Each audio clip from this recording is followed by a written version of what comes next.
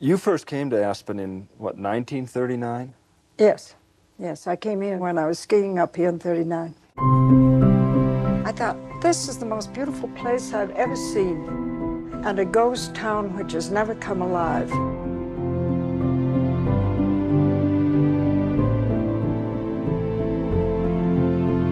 And I brought Walter here because I thought it would be lovely to come up here on trips. We were staying at the Jerome Hotel. The Hotel Jerome holds many fond memories for my mom, Tony, and her parents, Elizabeth and Walter, which she wants to share with the rest of the family. Can you talk a little bit about what your parents were like? Well, they were both bigger than life itself.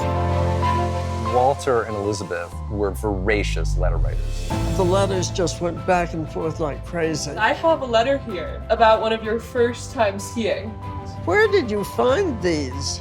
Good heavens. Tony slid all the way on her stomach, snowplowing with her teeth, her skis wrapped around her neck. Do you remember that? What I remember is also the head of the ski put out his hand, and I dragged him down with me.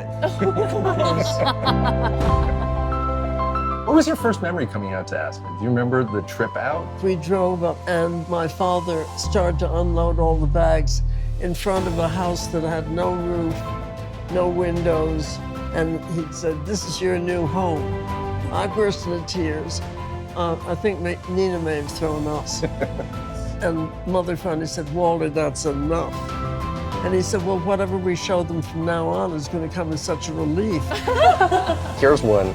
Some of us have been toying with the idea of buying 2 or 3 houses dirt cheap and fixing them up.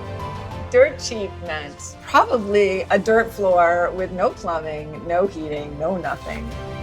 I didn't want to own anything in Aspen. All I wanted to do was come up here and enjoy it. But I knew that Walter Paepcke couldn't buy a house up here without doing something about the city of Aspen. So the moment he came into town, what he saw was infrastructure. There's a train, the hotel. My grandfather leveraged everything in his business. He put everything into the town to make sure that it was going to work. Grandfather wanted to create this ideal place where the mind, the body, the spirit could all be exercised, which Aspen was this perfect fit for him. It was a crazy idea, and he threw himself totally into it. So in 1949, Walter persuades all these amazing people to come out here. Yes. And 2,000 people, they spend years cajoling all these people to come out to join together in this great festival, which becomes foundational for Aspen. Well, when Albert Schweitzer came out to Aspen, which was such a big deal for the Greater Bicentennial, and he, poor man, thought that Aspen was an outskirt of Chicago. He had no idea where they were getting to. I mean, Walter brought the very best to do their very best in Aspen. That he absolutely did. And he brought them with this idea of coming together into a place where you could pursue the mind, the body, and the spirit.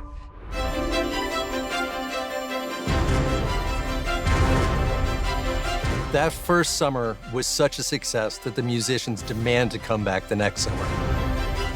Their students all say, that's where we want to be.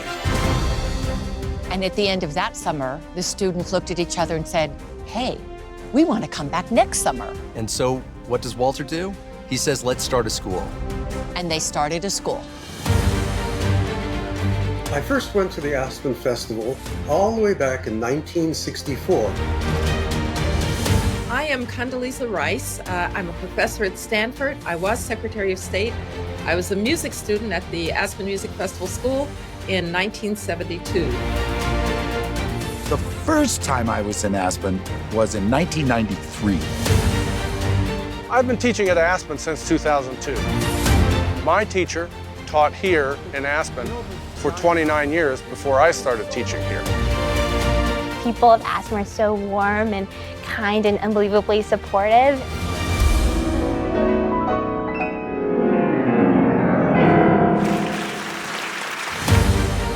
When I was at Aspen as a student, the lessons were a mixture of magic and terror.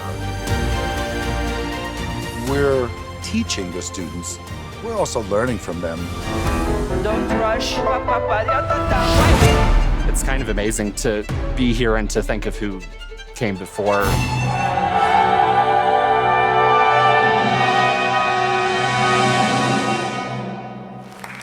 It's really cool to just watch as Renee Fleming does her thing. This is her coming out moment. I want some things too. We belong to a tradition in which artists give back by supporting and lifting young artists. It's incredibly rewarding. I always get major jitters playing in Aspen again. Aspen is a magical place. There's something in the air. To be able to play music with the Rockies all around you is an experience that I'll just never, ever forget. I had an amazing experience here when I was a young artist. I was an avid biker. We were hiking. I mean, that's really what I remember the most. Hiking here sounds funny, but going into the woods by myself really developed me as a person. And that definitely affects the art. We love playing jokes on each other. Breaking curfews. I was responsibly naughty. I'm gonna leave it there though. I might have snuck out once in a while. My first year at the Aspen Music Festival in school, we almost got sent home. Boy, did we learn lessons that summer. But I'm still on the faculty for almost 40 years. It's very essential to have friends in the orchestra because they could be your colleagues for the next 50 years. I remember my first night here going outside and looking up at the night sky and seeing all the stars. It was breathtaking. Way better than in Cleveland, yeah. The theme of our summer is becoming who you are. Lifting people up. That's the whole point of music. The students who come to the Aspen Music Festival are amongst the most talented students anywhere in the world. After Aspen, I sort of realized that I was good but not great, and I thought, maybe I need a plan B. I cannot imagine musical existence without the Aspen Music Festival. We are stewards of a tradition that will outlive us. We owe it all to the efforts made 75 years ago. There's a lot of responsibility on me to pass the torch to the next group of people who come here, the people who come after me. The reason I come back to Aspen is beauty. The beauty of nature, the beauty of the faculty, beauty of the students. So it was a dream that actually came to be. Everyone thought it was going to last a year. And here we are 75 years later.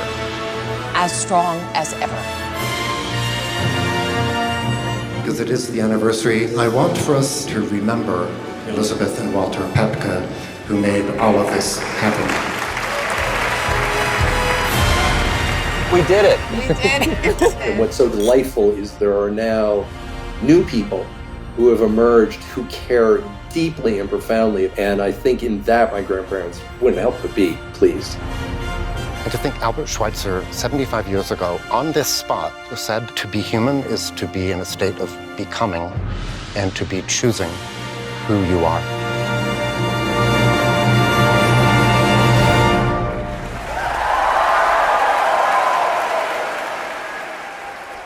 Are you glad that you've done it? Yes, of course. It's enriched my life. What else could I say?